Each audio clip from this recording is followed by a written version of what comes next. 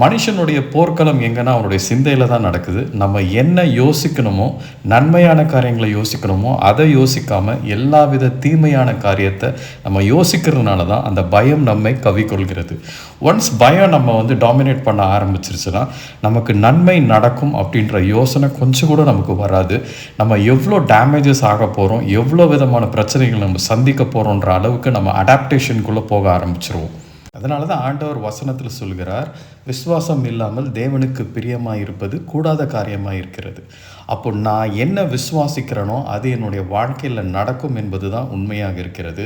நான் வசனத்தை விசுவாசித்தா அந்த வசனத்தின் ஆசீர்வாதம் என் வாழ்க்கையில் நடக்கும். வசனத்தை தவிர நாம் வேறு எதை யோசித்தாலும் எதையும் விசுவாசித்தாலும் அது எனக்கு ஆசீர்வாதமாக இருக்காது.